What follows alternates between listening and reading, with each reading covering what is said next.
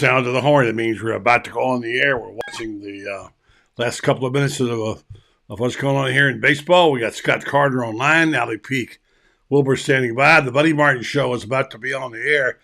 Wake up your friends and neighbors and tell them we're here. Come and join us on the Buddy Martin Show.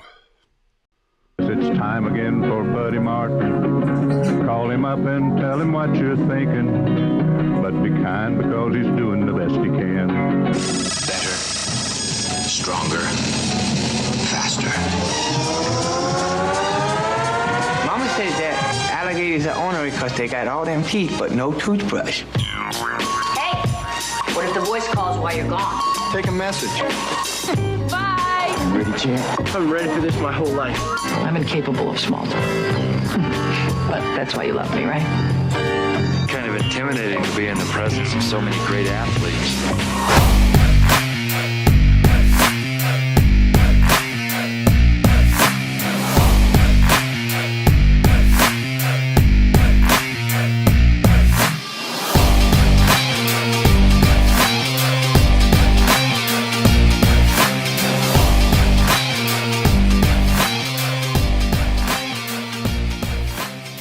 Evening, folks. Welcome to the Buddy Martin Show. We're going to waste no time. We're going to skip the commercial for the moment. And as Brent Musburger says, you're looking live. We're looking live at what's going on in Hoover. And looking with us is Scott Carter from FloridaGators.com. And if you're not watching it, well, you better, because it's all tied at 3-all in a ball game that already has ups and downs. Scott, how you doing? Hey, buddy. What's going on, man? Yeah. I'm here in the office watching the game with you are. Yeah. I thought we thought we'd be over by now. 3-3, Brandon Neely coming in the game now. An interesting thing happened with Robertson, the center fielder, who got in trouble with Sully, and it was kind of I don't say a meltdown, but it was definitely a Sully mad. And he did something wrong. We're not sure. Obviously, he either missed the sign earlier or he didn't lay the ball down. We know it got a pop fly on the front. And Sonny gave him about as cold a shoulder as I've seen. And for one thing I was curious about, why didn't Robertson move down? Like the announcers, he stood right there next to him. You could feel the heat on the back of Sully's neck. And then what happens? Who comes up to make a big play that helped him get the winning tying run? Robertson. And he gets the bad throw, and they tied it up, and it's 3-3. Yeah, he took the medicine there in the dugout after Sully. You'll see Sully get fired up once in a while at a player with the TV camera rolling, but not very often. He usually does it in private, but he obviously was upset with Robertson there. But to his credit, he hung around, heard what his coach had to say, and then he makes that play with the bunt, and his speed, got him on base and got him to second because they threw the ball away. So big moment in the game, but we'll see how this one shakes out. Looks like it could be head for extra innings, unless we see something here tonight, buddy. Yeah, and it's one of those games. Obviously, they're not going to knock off the number one seed, Alabama, which has been through a lot of strife. They lost their coach and manager early in the year. Was suspended, kicked off the team for a gambling issue, and now Alabama's scrapping pretty good right now. And it seems like on one of those nights, they're going to make every play. It's a team that just makes every play, and Florida's trying to get going. They got a dinger out of their shortstop, obviously, Rivera. And we thought it was going to be a big night for the offense, but here it is, 3-3, and now Gators are in the field. Any other observations? Scott, they got to have their bullpen. They can't go burning through their bullpen now because that'll have damage later on next week. So what's the philosophy here? Well, I think, if this were to go, extra innings and deep, I think Sully would probably bring one of his midweek starters in late. He's using the bullpen on schedule right now with Slater. So, Sully's never emphasized winning the SEC tournament that much. He looks at this. He wants to get 3 games out of it, gets his starter on the regular rotation. I thought Hurston Waldrop had a nice start tonight. Nothing really that he did wrong. Alabama, as you mentioned, they've just made some really good plays in the field. That catch Caden Rose made a minute ago into 7th, that was a great play. So I just think it's been a well-played game by both sides. But I think the key, buddy, is just getting guys some action on the mound, and hopefully, seeing some guys do things like Josh Rivera. I mean, he hadn't hit a home run in 17 games Yeah. until tonight. So that was a big boost. If they get him going, that's a plus. But we'll see. I'll be curious. So I think the more interesting part will be if this game were to go like significant extra innings and see what he would do. Yeah, you don't want that to happen. Already had extra innings tonight with Arkansas pulling one out.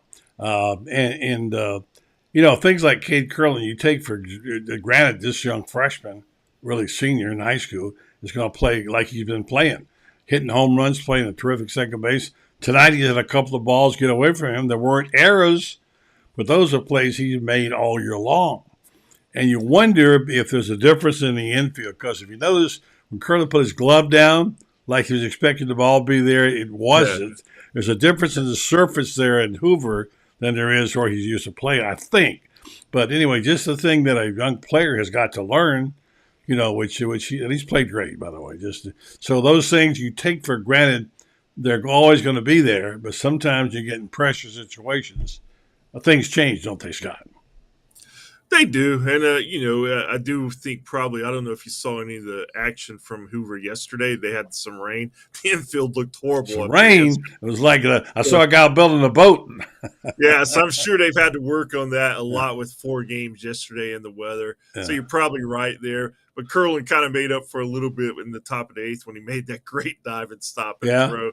Yeah. But we've seen him enough to know the guy can play some. Terrific player. He's terrific. Yeah. There's always going to be some nerves for these young guys when they get to this stage. That's what kind of makes it fun to see how they kind of grow and what happens. Yeah. Rivera's the guy who has done that and who's matured beautifully. In fact, Sully in a pregame interview, they asked him about the difference, and he said the maturity, and obviously Rivera's had. And Curlin's a guy that 17, 18-year-old guys are not terrific every night. There are things that happen that are not bad, just aren't as good as you get used to seeing. So anyway, thoughts on that, and any final thing now, the pitching, will they go Caglione tomorrow, or who will they go, or Sproat? I would think they would go Sproat tomorrow and then Caglione in Game 3 just to keep them on their kind of regular schedule. If they have a Game 3, which you'd hope that they would. Yeah, I mean, you lose today and you lose tomorrow, you're done. And I would think that would be the worst case scenario, but they'd like probably to win one and then probably not be too sad if they lost the third one, as long as Caglione had a nice outing. But, once you get up there, I mean, the players, I mean, they're going to go out there and try to win. So, well, you want that, yeah. Yeah, so, it's a good problem to have, I guess, if Sully. But, yeah, I'm looking forward. You're going to be, regardless of what happens, they're going to look at being a number probably 2 national seed. They'll host a regional and a super regional if they get that far. So you'll get a chance to see them at home before if they make it Omaha, they'll go through Condren Ballpark. This team has got the makings of Omaha all over it. Everybody agrees. But sometimes the number 1 seed doesn't usually win the SEC tournament, as you know the history. But this is a solid team that's got all the pieces that we believe have been coming together at the right time. We're going to see. This will tell us a little bit.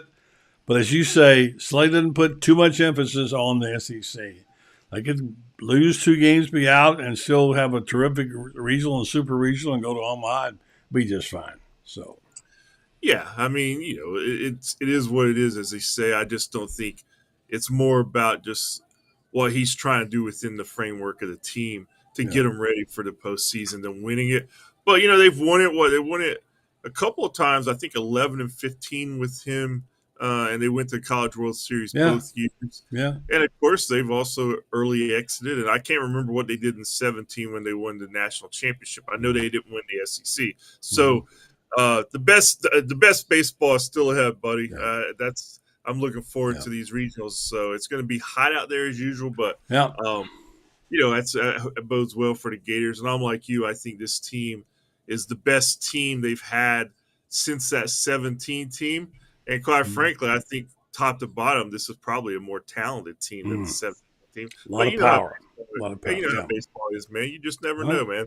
You never know what you get. By the way, the Rays, last time I looked, were winning 5-3 with Toronto after a horrible outing last night, losing 10-1. Maybe they'll both pull it out tonight. All right, Scott. All right, buddy. You have a good night, man. Thank you very much. Scott Carter from FloridaGators.com. He writes terrific stuff. Always good to have him on.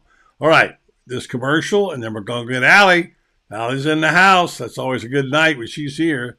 She's probably watching baseball out of the corner of her eye as well. So in just a moment, we'll talk to Allie Pete Wilbur, the star of Peek at the Gators. Last time I saw him, we were going to a football game, the orange and blue game. And, Jeffrey is an inveterate fan. He's always kind of one up everybody. And now, look at him. Got a good looking pair of orange and blue glasses on, dude. Look at you.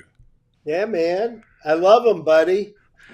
They look sharp. Now, here's the thing about it. When you're a reporter, they always tease you if you say anything or too much positive about the Gators. They'll say, take off those orange and blue glasses. In your case, you can put them on and talk about the Gators, right? I need to put them on. Well, you had him on today when you talked to the head basketball coach at the University of Florida. Tell us about Todd Golden. Well, so Todd Golden this is his first year of putting the team together. And he's done an amazing job in the offseason of, utilizing the transfer portal to rebuild the team. And when Castleton went down last year, that was pretty much the end of our season. And this year, I don't think he's going to be relying on just one big man. All right, he's not, and he's done well and keeping up with it as usual. Jeffrey Meldon Law, talking to his friend about the basketball program, who happens to be the head coach of Florida basketball. I wonder if she's wearing her orange and blue glasses tonight. She's got a pair, I know. And I love to see her on her because she's one of the most positive people we have. We all love to have Allie on the program, and we're grateful tonight that she's back with us. Good evening to you. You're not Scott Carter. Good evening to you, Allie. How you doing? I'm doing wonderful. How are you doing, buddy? Good. Do you have those glasses handy? I don't have them on me, but I feel like I always kind of wear them. You always wear them. You do, exactly. You certainly do. So, I know you probably watched a little of the baseball. We're keeping an eye out. It's 3-3. Yeah. Gators batting here now. And he's the bottom of the ninth? Yeah, bottom of the ninth. So we'll see what happens. They get a band run here. They can end this whole thing and get it over with. So we have a lot to talk to you about tonight. Not the least is a little bit about your family, because I want to get to the man who started it all. People don't know what a great athlete and a great statesman your grandfather was. Very involved in politics. You sent me some clippings over the week. I think you were a little surprised able to see when you went to your grandmother's house how many clippings there were about Scotty Peak, who was not just a football player, but was a track star and a very influential person with politicians in our state. So we'll talk about that in just a minute. I want to know more about it. But first, all the talk is about the June Bloom, okay, which we've given this the name of what is going on in Gainesville. And people are, more than excited about what's taking place with recruits. Now, I don't follow as closely as you do. There's a lot of terms I don't quite understand. This week we learned about reclassifying and how that approaches a young quarterback, how it affects a young quarterback from down in Pahokee or now school he goes to, and I forgot the name of it. Anyway, he's the guy that could become the fourth quarterback, and a guy that we're looking at and talking about and writing about. So now there's more talk about the blue chip rate. I heard a podcast. There's so many podcasts, not as good as yours, where you have a lot of good information, but nobody has any real insight on what's going on. They just have to go with what they're told, these recruits. And we all kind of are guessing, and some people grab a hold of a term. And one of them I heard today, I don't remember the podcast, was the blue chip ratio, how high Billy's blue chip ratio is versus, say, Dan Mullen's. Now, you follow it much closer and closer and more finitely than I do. So what does that mean? Okay, so the highest value chips in poker are blue, right? Mm-hmm, so in sports, we refer to 4- and 5-star guys as blue chips. Right, and I know. blue chip ratio is basically the number of 4 and 5-star guys you have signed in a class compared to 2 and 3-star guys. And you can either look at it as like one class at a time, what's your blue chip ratio for the 2024 signing class, or you can look at the blue chip ratio of a program, which would be the last 4 years. Okay. And so, teams that have a really high blue chip ratio tend to be the programs that are in the playoffs, that are in the hunt for the national championship every year. I'll give you an example. Texas A&M, when they signed the number 1 class in the country 2 years ago, they had a 90% blue chip ratio. That means that basically almost everyone they signed was a 4 or 5-star guy. And interestingly enough, every number 1 class in college football during the playoff era has gone on to win a national championship. So they're proven athletics. It is. They're proven athletes, and it's proven that if you have a high blue chip ratio, you have a better chance of performing well. Not only during the season, but then into the playoffs and the postseason. So it is important. And Billy's blue chip ratio is really high right now. He doesn't have a huge class yet, but he's being really selective about the guys he's taking, and they're mostly 4-star guys. He does have a 5-star in there. He's got an opportunity, or he has 2 5-stars. He has the opportunity to pick up a couple more, but his blue chip ratio is fantastic right now. And historically, that bodes well for Florida. For sure. By the way, the Rays won tonight 7-3. I know you follow the Rays too as well, so that's good. Gators tied 3-3 in the 10th inning? It's 10th inning now. It's top of the 10th. And so they changed pitchers, so we'll see how that goes. Yeah, so while Billy gets criticized a lot for not getting enough 5-stars, Gator fans think they ought to get all the 5-stars. That's how they think he ought to be able to outbid Kirby Smart for all the 5-stars. I guess that's a legitimate analytic that, blue chip ratio.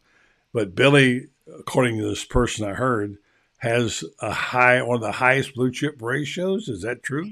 He does. He currently has the highest blue chip ratio, which means he's putting together a phenomenal class. Like these classes that are ahead of him have more guys in them currently. And, who knows how this will shake out by the time December. And then, I guess we kind of forget that February is actually signing day. But by, when it shakes out for those 2 months, who knows what'll change there. But right now, he's sitting pretty with the guys that he's getting in this class. They're really highly rated players, and they're in major positions of need for UF. Yeah. Okay, so a couple things happened I want to ask you about. One was Billy spoke to the Fighting Gator Touchdown Club earlier this week. I think it was Monday night. And he made a statement, which Fansbury was there to record and write about, which was, we were not a very good team last year. Okay, not shocking, and it's pretty obvious to most of us. Sure. But when you see those words, what do you think, and what do you think he meant? So, first of all, I like his honesty, right? And he's in a hard position because he's currently trying to continue to win over a locker room. And it's hard to hear this new guy that you're trying to say, you're not a very good football team. But any of us that watched last year knows that Florida was not a very good football team. And I think what's important is that last year, we heard Billy talk a lot about the positives during the season, which I understand why he did and why he needed to do. But I did feel like that left some people wondering, does he realize that there's a major problem? Does he realize that there's a lot of work left to do? And I think when you acknowledge that you weren't a very good football team last year, it sends the signal to the rest of us that last year wasn't acceptable to him either. He knows it wasn't acceptable to the fans. He knows that he's got a long way to go. So, I think Gator fans should be happy for the honesty, know that he knows more work has to be put into it. And, we can just kind of see where it goes from here. Do you think he meant we weren't very good as a team in what we did, or our personnel wasn't very good, or both? What do you think? Probably both. I think that it's always hard to come in and install a new system with players that you didn't recruit. I think that one of the main reasons that Dan Mullen is not currently the head coach at the University of Florida is because people think that the University of Florida needed to be better at recruiting than we were under Dan Mullen. So that would lead me to believe that, maybe he wasn't that pumped about the pieces that were currently here. And then if you look at Florida's record, clearly Florida was not a very good football team. And I think that there was room for improvement on all aspects. The players needed to play better. I think that there were times when the coaches needed to coach better last year, where play calling needed to get better. I mean, there's so much room for improvement on last season that I think you could probably take that a lot of ways, but I think he's improved the puzzle pieces. He has a lot of guys in place that he wants. There was a ton of turnover this year for Florida. I think that's what he wanted. And now hopefully we'll go and see what he does with those pieces and what kind of adjustments he makes to his own schemes, because that's the unknown at this point, right? And we won't know until we see an opponent in September, I guess the very end of August, whether or not those pieces were the missing link or if there's still work to be done schematically. Yeah. Another thing that was somewhat interesting, two things that happened, is that there's this rumor going around about, Billy being in trouble or whatever. Mike Bianchi came out and did a piece on Scott Strickland this week and said he was thrilled with Billy Napier. Couldn't be happier, okay? Which I get what a vote of confidence is. I know the ADs send up their guy, and it's fine, whatever. I didn't make too much out of that. But the second thing is that there are people out there who like to say that Billy Napier's, Sunbelt Billy, and he's not going to, he can't coach at this level, and it's going to show up and blah, blah, blah, blah, blah, whatever. All right, that's something he's going to have to wear until they can prove otherwise. The same way Urban Meyer had to say when they say he's a Mountain West guy. That's where he came from. This is SEC, he's from the Mountain West. Right. So that's one of those things. I think most people would believe that Billy has proven his mettle, as they say, coaching in Louisiana, apparently. I mean, I think that they're projecting he's going to be just fine, but we don't know that until we see that, right? Well, I mean, overall, think about it. Most coaches fail, right? There's a reason there's so much turnover in college football everywhere, is because we aren't satisfied with the people that we hire a lot of the time. I think Florida fans need to be patient. Billy Napier was brought in for a complete rebuild. He was brought in because he is known as a really good CEO. He has an army of guys that are working behind the scenes to completely rebuild University of Florida football. And I just think it's asinine that we hire somebody and then we're, 14 months in and we start to panic when we haven't given him time to fully install what it is that he wants to do here. I understand that Gator fans are like, what have you done for me lately fan base? And we all want to win, right? You and I want to win just as much as any other fan wants to win. But I think that the way that you do that is to give him time to build the program that he is envisioning. At some point, Gator fans are going to need to let someone do that, or we're just going to be continually hiring new coaches every 3 years. Well, that's what we've been doing. And and that hasn't been working for us. Nick Saban's not walking in the door here, ladies and gentlemen. Like you want a young guy who's going to come in with big dreams and vision and take the time to install it and get it right. And I think that that's what Florida could have with Billy Napier, as long as people are patient. Yeah. I talked to someone I can only describe as deeply connected to college football, the SEC, and the Florida Gators. Not named Steve Spurrier, okay? Who knows the inner workings of this whole thing, right? And I quizzed him with understanding this is off the record and I would never identify him as we talked. And I floated a couple of things past him, which I won't share because I told him I wouldn't. But he said, what we have to learn is to stay the course. Stay the course, stay the course, stay the course. Yeah. Now, you're talking to a bunch of fans who are anything but patient. Sure. They want it now. They see other teams turn it around. They saw LSU turn it around. So TCU do it. They've seen these teams come in and do it in 1 year. They say, hey, we're the University of Florida. How come we can't do that? We got all the resources, blah, blah, blah, whatever. And it's hard to justify. I get it. But this person said to me, as in the past at Florida, there were situations where they knew that they had to stay the course. On the other hand, there were some hires at Florida that looked like they were slam dunks that never worked out. That never worked out, and Will Muschamp was one. He should have been the guy. He was the most attractive assistant in the country, coaching and waiting in Texas. And he had multiple job offers. He had a background at Florida. He lived in Gainesville. His hero was Tony Lilly and whatever. He was a defensive genius and and all this stuff. And he was the so-called ideal guy to come in behind Urban Meyer. If he hires somebody different than Charlie Weiss, who would turn down hiring Charlie Weiss, I think maybe that turns out differently for him. I never liked Charlie Weiss. Never liked the hire. Didn't like it when it happened. I talked to one of the assistant coaches and said, "What is he doing?" Yeah. And the coach said to me, "Well, he's got he knows he's got the track record. He's got the blue blood. You look at what a genius he is, and that. I don't care. I don't see that. I mean, maybe he did that, but I don't get Charlie Weiss. I never got it. I happened to be right this time. That was not a good decision, and that's how it goes. On the other hand, I thought Foley had lost his mind hiring a kid out of Marshall at 29 years old to coach basketball. He looked like he belonged in high school, Yeah. Greatest college basketball coach in Florida history and one of the greatest ever, Billy Donovan. So it is a crapshoot. You don't know exactly what you're getting. And I'm told today is harder than ever to hire coaches because if they're good, they don't want to move. And they got what they need and they don't have to leave. And if they want to leave, they can take their $15 million and walk out.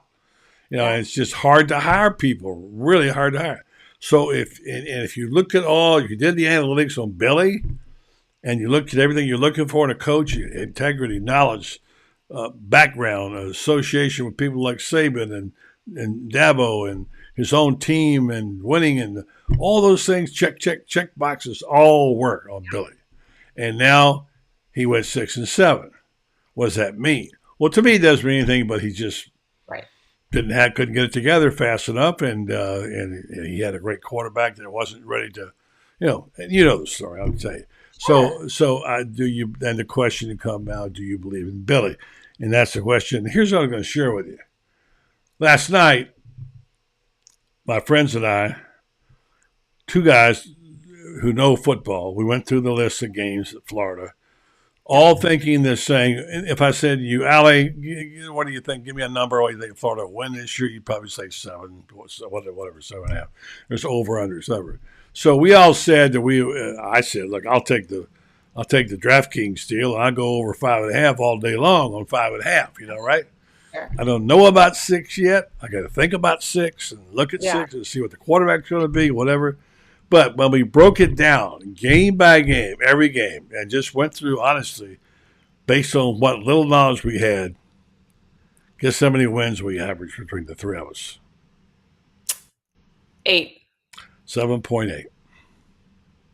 And that's just not any preconceived notions. That's just how it went. Now, I don't know what that means, except to say that you look at the schedule, those first 6 games aren't that difficult.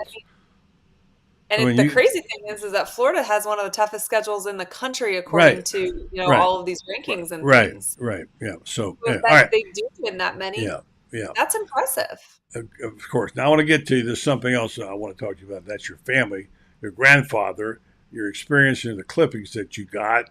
And here's one of them that you sent me. And I didn't know your grandfather. I knew about him a little bit.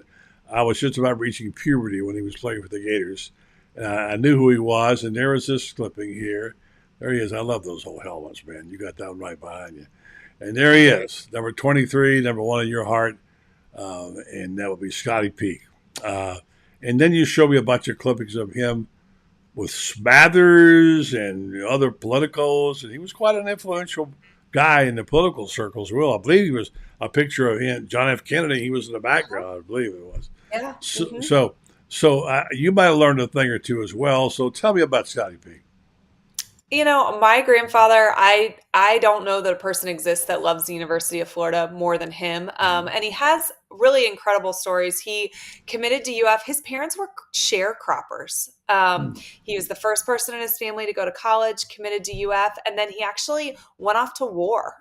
He was in a submarine in the Navy during World War II, then came back to UF and actually played his football days. He ran track as well. I think we've talked about this on a previous episode, but he still holds a record because it's an event that isn't run anymore. It's called the 220 on the curve, I believe. Yeah. But he was one of the fastest people in the country during his time in college. And, when he left UF, he did go to Washington, D.C., where he worked for Senator Smathers for a very long time. He had a role in bringing the Smathers Library to UF, actually, but worked in Washington, D.C., which is where he met my grandmother. He did have a relationship with the Kennedy family. He was his nickname was the third senator from Florida. And he lived a great life up there, and then he eventually took a job with the Miami Dolphins, where he worked for a while, and then he finished his career at UF. My grandfather worked for the Florida Foundation for more than 25 years fundraising, and I don't know what the record is now, but I know at the time he retired, no individual person had raised more money for the Florida Foundation than my grandfather had. And at his funeral, the Florida Foundation actually sent gold Gator lapel pins because that was something my grandfather always had on. And he always gave to us when we were little, to wear. And, he was so special. He is the reason I love the University of Florida. He's the reason my dad ended up playing for the University of Florida. My brother, he's why I met my husband. All of it, stems from his original commitment to play football for UF. It kind of changed, I guess, the course of my family's kind of path through here. And he was an incredibly special person. Like I said, loved UF more than anything. I can remember this, it was a Sunday in like probably April or something. And my dad's asleep on the couch after church and the phone rings and my dad answers and he gets so flustered because he's like, what are you telling me? Okay, I'll turn it on. What are you? And he hangs up and he realizes my grandfather's calling. He's like, are you watching Florida? They're about to beat Tennessee. And my dad's like so flustered, concerned. He's talking about women's softball. He was just, my grandfather, my dad's like, it's September, it's April, what's going on? Like, and it was women's softball that he was That's a great story. Excited about. He cared about all of UF sports programs and the university as a whole. And I like to think the university is better because he played a role there for a lot of years. He's also played with a group of friends or guys I know that introduced me to Gator football, and that's the group from the Golden Era. Yes. And you better know this. When you talk about Todd Golden and say the Golden Era, to old Gators, that means something else. That was a badge of courage for not winning a game for like 23 games under Bear Wolf. That team, I knew a lot of those guys. Fred Monsioka, Red Mitchum. They were great guys, and they loved the Gators. They were fun to be around. And they loved each other. They did. They really did, yeah. That was the most, watching them growing up, that was the thing that was so striking to me. And I think that's part of what fueled my love for Florida football was their relationships with each other. So many years later, and they would spend time with their children and their grandchildren. I knew all of those men's grandchildren because we had a reunion in Crystal River every single year. And they made it a priority to stay a part of each other's lives. And it really is something that, is so admirable, really. I think I told you the first award I ever won for anything was when I was working at the Ocala Star-Banner, and I wrote a column about Red Mitchum, who was a humorist and a funny guy. And I got an award for it, which was fun because I wrote about a friend of mine. It was great. So, Alex, so good to be with you. And you keep that Gator heritage going there. And I always love seeing these clippings and some of the stuff from yesterday because it links the past with the present, and that's the best of all. Good. Once again, tell folks about your podcast. A Peek Inside Florida Gator Football. It's on YouTube. I drop probably 4 new episodes a week, and we're talking recruiting, we're talking upcoming season, expectations, all different stuff like that. June 2nd is a massive recruiting weekend that is coming up. I just did a video. June Bloom. We named it, remember? June Bloom. That is probably the biggest recruiting weekend that Florida has had in a very long time. I think we could get some great news out of it, but then we can talk about it on here. thank you for keeping up with us, and thank you for doing a great job. Appreciate it. Always love having you on, Allie. Thanks for having me, buddy. Allie Peak Wilbur, we have her on Wednesdays, and we followed by, what a show tonight. Scott Carter, Allie Peak Wilbur, and now David Moulton. After this timeout, I'm going to show him a picture of my helmet and see what he says about it. He knows everything, David does, and love having him on. Stand by, David Moulton next. Things have certainly got a little out of hand lately when it comes to just buying our everyday necessities. Just look at gas, streaming services, and heck, even chicken wings. Well, there is one necessity that shouldn't cost a ton: taking care of yourself and helping fix all the aches and pains in life, and the fine folks at Titan MRI agree. With costs a fraction of what you'd pay at a hospital, you'll not only save money, you'll be taken care of by staff with over 20 years experience. So when you need an MRI, call Titan first, and you can go where your doctors send their families. Now offering CAT scans. All right, thanks very much, Jeff Cardozo, who's calling in game as we speak right now, which I'm presumably, I can't see the TV, but last time I looked, it was, they were tied up in the 10th, maybe the 11th now, and David Moulton, who sees all and knows all. Good evening, David. Well, tell us, you watching the baseball game? I'm going back and forth between the Rays, who just won, and the hockey game, which is 3-2 Panthers mid-second. Yeah, a lot going on. I haven't watched any hockey, and I did watch the Rays. They got up early 2-0, and then of course they went on and beat them 7-3, and back after getting hammered that night before last. Gators are 3-3, bottom of the 10th. Yeah, that's what it's last. So they haven't changed any. I'm watching Aiden Moses, sophomore, warm up now. Well, I'll keep looking over that trade. David, how you doing? All right? Yeah, I'm good. How are you? Doing okay. No real significance, except tonight they did announce that the Gator Florida Georgia game is staying in Gainesville, in Jacksonville, 2 more years. We suspected that would happen, so they signed that deal to pick up that option. And that's not a surprise. But if you read between the lines, the Gators clearly want to keep the game in Jacksonville. It does seem as if Georgia would like to change it somehow. We know how Kirby wants to change it. It looks like the economics are against what Kirby wants. But even Georgia has mentioned, hey, is there any way we could have a neutral site game that's a little closer to our campus? Like, I don't know, maybe we have this game in Jacksonville one year and Atlanta the next. Okay, so it does. No, he wants it in Athens and Atlanta. That's what he wants. He wants Athens has to be a piece of it. That's what I'm told by people that know it. Well, but that's what Kirby wants. I'm just saying that you're right. But the problem is that Athens and Gainesville is a multi-million-dollar hit. Okay, Kirby may not get his wish here. Remember, when Kirby started wanting the game on campus, you could not bring recruits to a neutral site game. You can now bring recruits to a neutral site game. Now, granted, it's not convenient if you're recruiting a bunch of kids in the greater Atlanta area and the game's in Jacksonville. Okay, it's probably more convenient for more Florida recruits than it is for Georgia recruits. But, buddy, we all know money talks. Every decision that's made is made about money.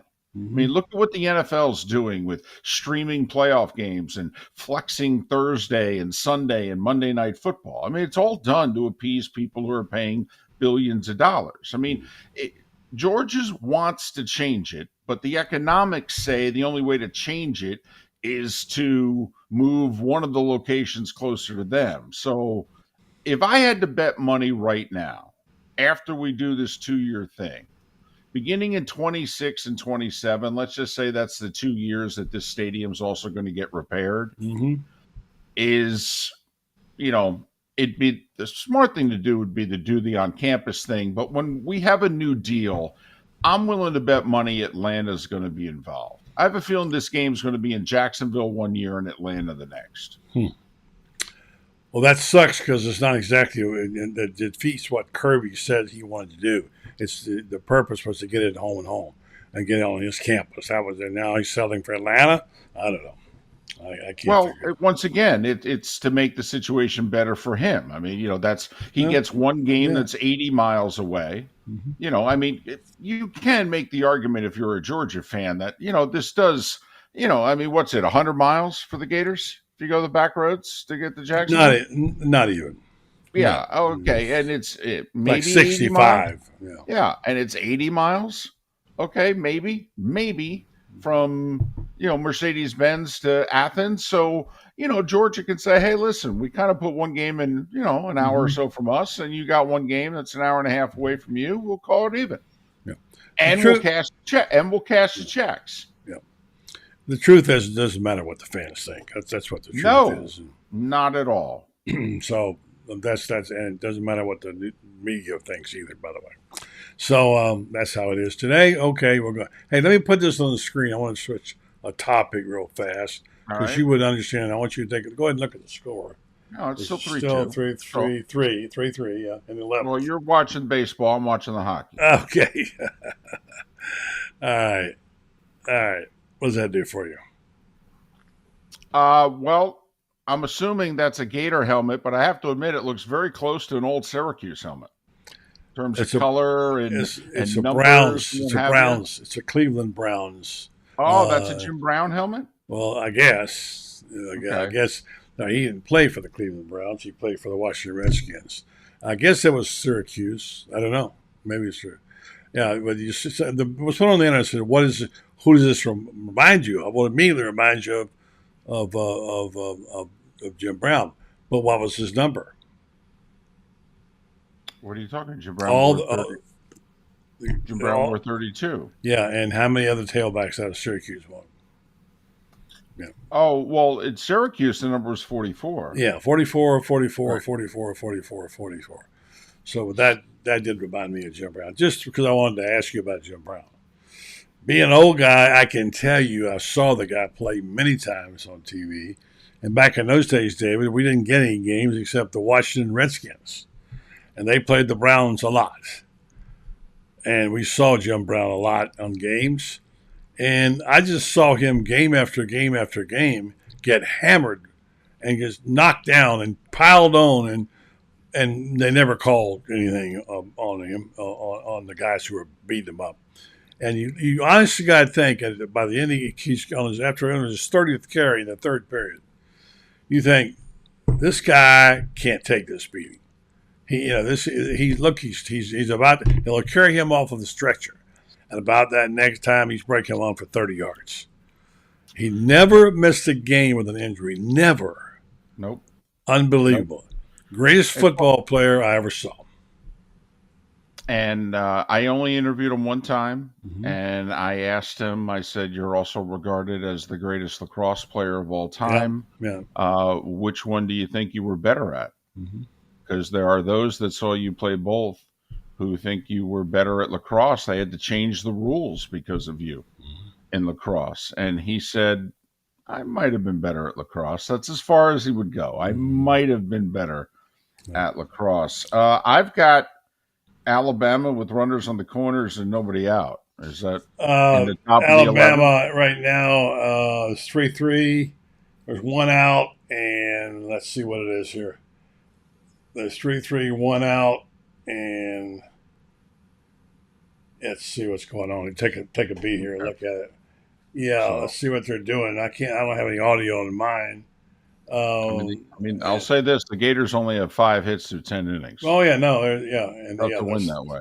Looks like it's it's not about. This is a game that's got Alabama written all over it, and because they're making plays out of their mind in the outfield. Florida's not making all the plays that they should. They're not hitting the ball well. They got the home run from Rivera early on, but they had to score on an error to get the third tying run, or they'd be out of it already. So we'll just watch here for a second, see what happens. Now, it's not a disaster if they lose. First of all, it's double elimination. Secondly, if they lose 2 and go home, it's not a disaster.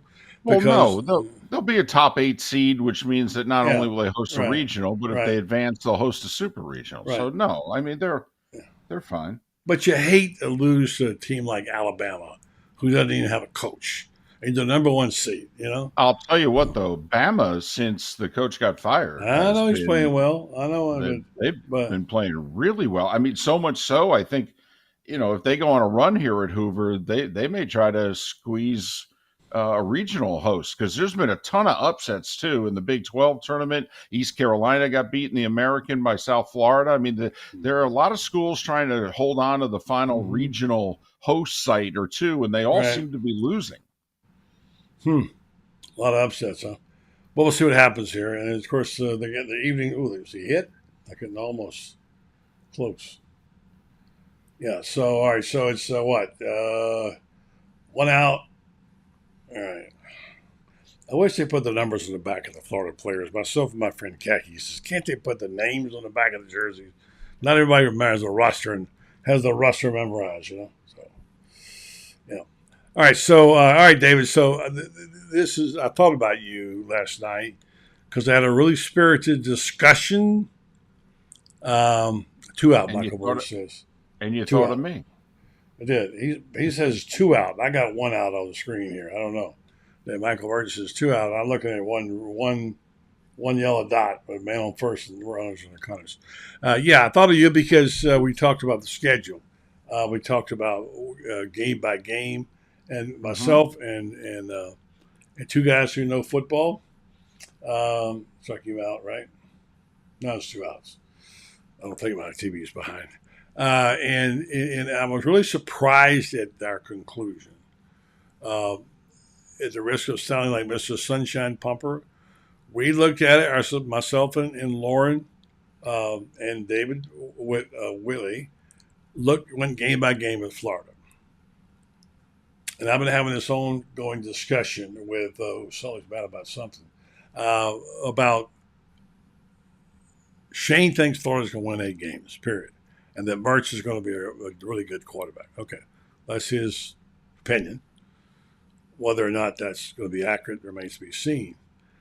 But when we look at it, David, I gave you the schedule game by game went down. What do you think you wind up with on W's and L's? 6. That's what I thought too. And I went into it and we all thought, and really, Lauren is really sort of, I mean, he really didn't think they're a very good team. And yet when we got to each game and picked it by the game without regard for what it was, and take into consideration there's some bias, we get that. But really trying to say, my conclusion was I know they'll get over 5.5. I'll take that bet. But I don't know about the rest. But when I broke it down and went game by game, they got a really soft schedule except for Tennessee and Utah, the first 6 games. They could easily be 7-2, whatever, without a doubt. Anyway, we wound up picking them and added up the W's and L's, and it was 7.8. It was a consensus. What that means, I don't know. Nobody tried to engineer that, or we were all surprised we were going that high. I thought, wait, how did this happen?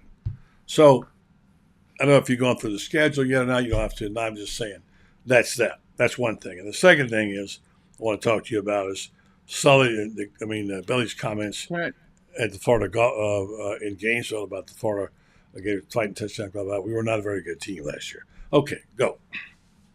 Well, I would like to just ask Gator Nation. Mm-hmm.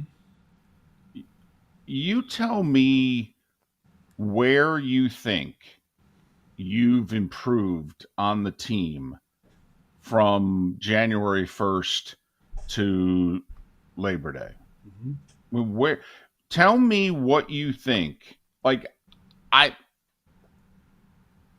hanging my hat on all the work that Napier has done is going to pay off for the first time during the 2024 season. Yeah, that's consensus, I think. You know, like I think Billy Napier is going to have a first 3 years like Mike Norvell's first 3 years. Mm-hmm. You know, struggle, breakthrough.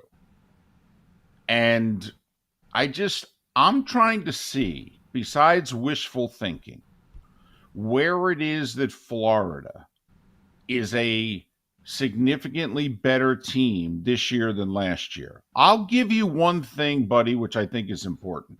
I think they will be much better coached on defense, which is significant.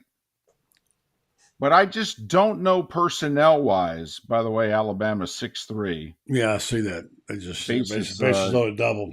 Yeah. with Single. 2 outs. Yeah, 2 out. Yeah. So 6-3 Alabama, top of the 11th. Yeah. But personnel wise, I mean, they lose 4 offensive linemen, a new quarterback, and I'm sorry, I am not buying him until he proves otherwise. If he was worth a damn, Wisconsin wouldn't have let him go. The Gators tried to bring in 6 other guys except this guy. I'm sorry. He's a placeholder until he proves otherwise, to me. And I'm just trying to see where is the significant improvement in personnel last year to this year. I do I think they'll be deeper? Yes, but really young. Their depth will be really young. And yes, is there a soft spot in, from late September to third week of October? Yeah, I guess so. I mean, if you have your act together, you could rack up some W's there. But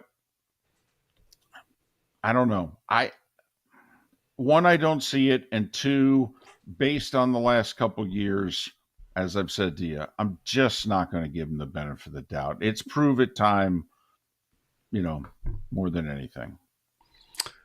Yeah, well, I think that's the appropriate skeptics, and justifiably so, the appropriate skeptics' take on it. And 6-3 looks like they're going to lose this one.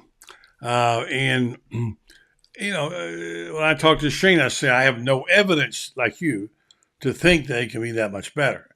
But I'm not saying they won't be. And I guess the only thing he goes on was, number one, their schedule is not that hard. Number 2, he's heard from his friends that Mertz really looks good. He likes that the people who know football saying he's going to be very accurate and really extremely good. And he thinks the Billy's got a pretty good team. Now, Billy took the opportunity Monday night in Gainesville at Fighting Your Touchdown Club.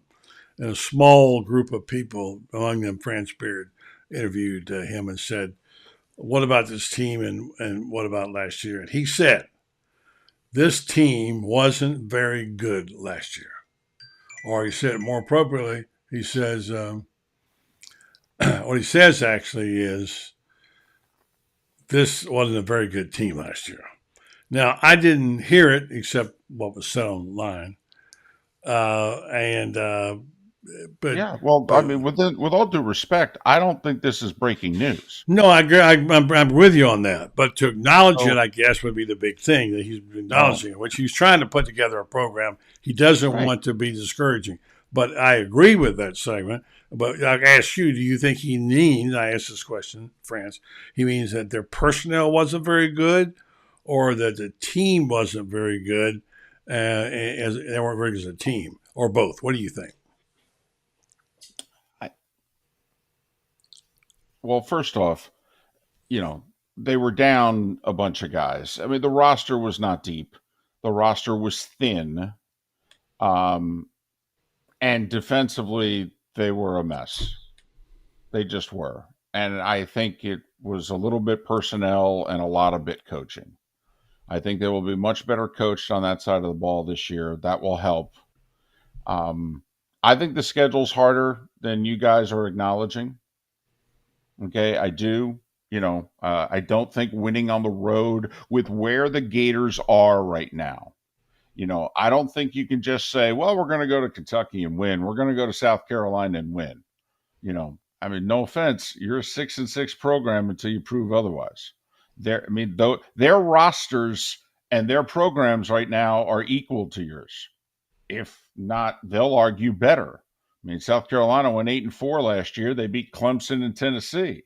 Mm-hmm. They've got arguably the best returning quarterback in the conference, certainly the best returning quarterback in the East.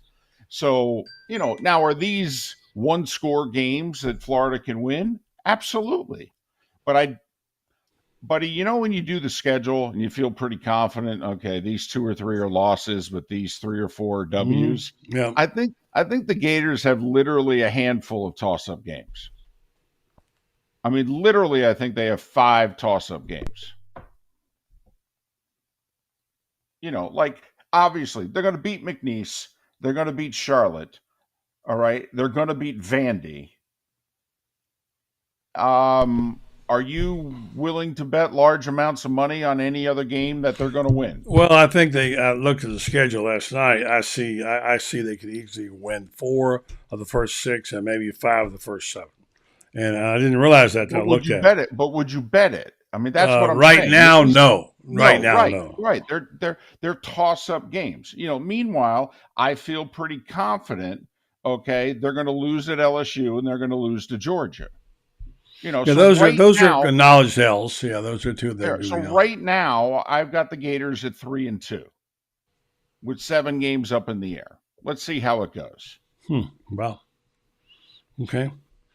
Well, I won't go through the schedule tonight, but we'll do, I'm sure, this summer a few times. All right, let's talk a little bit about what else is going on. We had a wonderful golf event, and I know we got to get into the story of Michael Block, which is one of my favorite stories of the year. The PGA, who was a club professional and all that he awesome story. Awesome story, great story, and the event was terrific. And even Koepka, although some people still don't like him, and nobody wrote the headline, LIV golfer wins. It was like Koepka wins his 5th major. And he played well and deserved it. And Scotty Scheffler didn't have his game, didn't have his A game. But Michael Block's hole-in-one right in the jar at 17 was one of the best moments in the majors in a long time. Especially since it got him, yeah, above the threshold that he needed to get so that he could automatically qualify for next year's PGA. I like what the golf world did. Colonial gave him a sponsor's exemption. The Canadian Open next week also gave him a sponsor's exemption. That's cool. And, maybe also this is an impetus for him to keep on keeping on, and maybe he'll try to play some Champions Tour golf in 2027. Is he this year's kind of like, not really, but sort of John Daly? No. I mean, Daly was a tour pro, okay, and Daly won. I mean, he was a club pro who finished T15. No. Why are people so excited about it? Because there's not much else on the tour that's exciting them. I mean, ratings have been down in 9 of the last 10 tournaments. Lowest PGA championship ratings in 15 years. Not much to get excited about. The PGA Tour LIV, people have made their decisions. They know what side they're on. I am curious whether or not Koepka and possibly DJ being on the Ryder Cup team, if that'll change things. Yeah. I mean, I don't think it will, just because next year is apparently when the court cases are all going to go to trial. And then, the war will heat back up again. But, I just think there's a lull right now in golf. Rahm's terrific. Scheffler's terrific. Rahm's got a personality. Scotty Scheffler is a stop sign. I mean, he has no personality at all. None. Fascinating game. Great short game. All right. But, I mean, he's as boring can get. Yeah. Well, I kind of like him myself right now, but, he's a terrific golfer. He's just boring as hell. I've enjoyed watching it, and loved the PGA. I don't care what the ratings showed. I thought some of the best golf we've seen in a long time. It was a lot of fun. But anyway, I digress. David, who's on your show? What's on your show this week? Tell folks about where they can get it. Well, we're on in Lake City, floridasportsnetwork.com, if you could download our podcasts. And, the show's on in 4 markets, trying to get more. But, trying to get in Gainesville. We'd love to have the giant there, Ditch Keyshawn show for ours, but I don't know. I guess they want to hear Lakers talk in Gainesville as opposed to sports in the state of Florida. Well, you know how that goes. And I'm not crank up a new one, get the windmill going, and get a new station with a 5-watt signal, and get it out there, right there. Exactly. What? Here we go. Got a station. Got a tower. On a good day, you get out of the city limits, and then you're good there. David, you do good stuff. I listen to the show every now and I catch you and Miller every now and then. Enjoy it. It's a good show, folks. They're up early, do a lot of stuff. Let's check them out. Miller and Moulton, been around for 88 years, I think, something like that. So still like good. Hey, everyone, have a great holiday weekend. Yeah. If you get a chance, take a moment to honor why it is a holiday weekend. Good point, David. Thank you. Great stuff, man. Good to talk to you. Thanks for being on the program. David Moulton. Buddy, be well. Okay. All right, my friend. All right, folks, I'll wrap it up by saying thanks to everybody tonight. Good job, good show. David and, of course, Allie and Scott Carter earlier. And I want to thank our friends at Renstar who make this possible. Got another medical person looking at coming on our show that's related not to Renstar, but a good place to advertise if you folks know anybody who wants to do it. We got another pretty big company looking at us, so we're looking forward to that. But certainly Renstar has been a great colleague and friend and brother of the show and great member of the community. They do in the medical world alone, just the things they do with their high quality patient centered clinical research facility and with the cutting edge technology they have for the clinical research trials. They look at things like Alzheimer's and things like psoriasis, dementia, osteoarthritis, migraines, etc., along with other things that affect us in this community. And they like to have clinical trials here and get data so they can then forward that and incorporate it in their data. And they send it off to the pharmaceutical companies because that also speaks to us here in this community. So if you'd like to be part of one of these clinical trials, you could be eligible. In some cases, you get compensation for time and travel. Go to Renstar.net, look it up on the clinical trials and see if you qualify. Renstar Medical Research, seeking tomorrow's answers for the health questions of today. Thanks to Renstar. Thanks to Meldon Law. Thanks to our friends at Titan MRI. And thanks to you for listening and watching. Have a great night, folks. Too bad about the Gators. Maybe tomorrow they can pick it up. Good night.